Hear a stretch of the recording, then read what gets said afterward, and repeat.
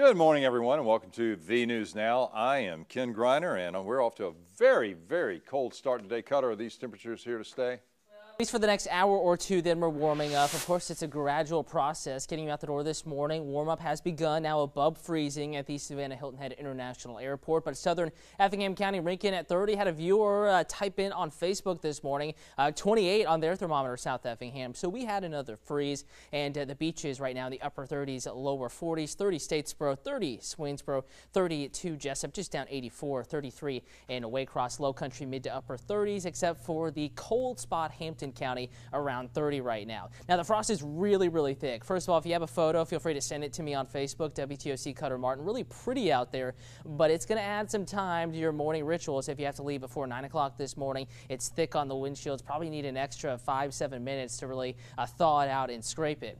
But it's a distant memory this afternoon. We have pretty decent weather on the way. High temperatures, mid to upper 50s. Plenty of sunshine. Notice the breeze now out of the south and east, so we're starting to change up the weather pattern just a little bit. Not as much of a southerly flow to really warm us up, bring that Florida air into our neck of the woods, but it'll be a little warmer this evening. Still cold enough for a jacket, 7 o'clock, mid 40s. We're on our way down to 30s tonight, but before you tuck in, go to bed, probably about 40, 42 around the metro, and dry this evening.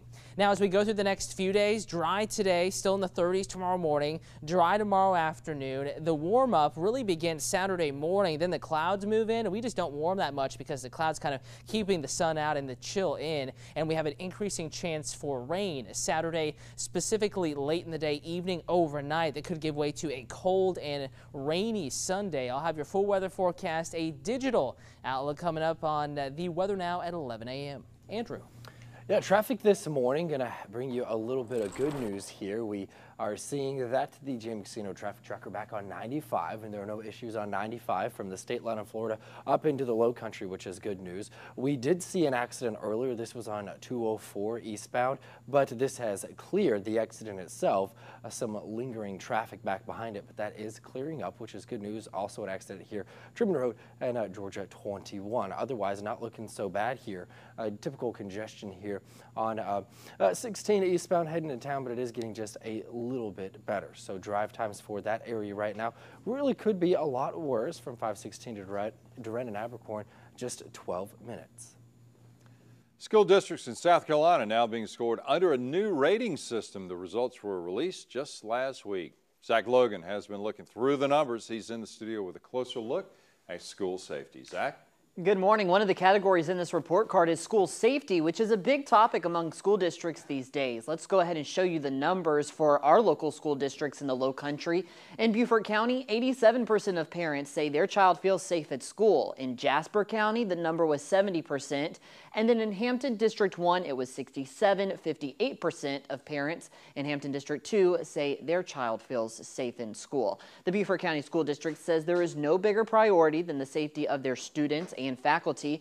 That's why if they hear or see a school threat, they take it seriously and partner with local authorities to investigate the threats. Since the beginning of this school year, the Beaufort County school system has reported 13 school threats. 5 of those threats were made over social media. Social media is a wonderfully convenient thing, but it also makes it convenient to do things that aren't the brightest things for kids to do. And kids don't always make good decisions. These threats, unfortunately, are not good decisions. The school district says none of the threats were credible and those making the threats were disciplined. The South Carolina Department of Education and the Education Oversight Committee based their scores off of surveys completed by teachers, students, and parents. Ken? Registered nurse at Memorial Health is facing several felony drug charges. Savannah Chatham Counter Narcotics team arrested Lindsey Burke of Pooler on Tuesday. Investigators say Burke was stealing narcotics and other items from the hospital. These supplies were found in her possession. Officers believe she was working alone. An abrupt announcement for students and faculty at Virginia College's Savannah campus. School will close soon. Private for-profit college will shut down a little more than 7 years after opening for business at the Savannah Mall. School says a change of education requirements and suspended accreditation have forced the school to close. I mean, of course, we saw a lot of students crying, upset, on campus, and rightfully so, because again, some only literally probably had a couple of weeks, a few months, or had just started. We have a statement posted online for both the Accreditation Council and Virginia College on the closing.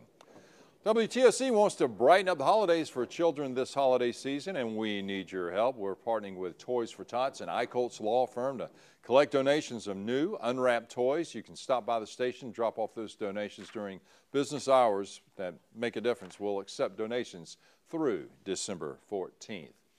We'll be back in a couple hours with another update. Join us at 10 o'clock for more headlines. Until then, go out and make it a great day.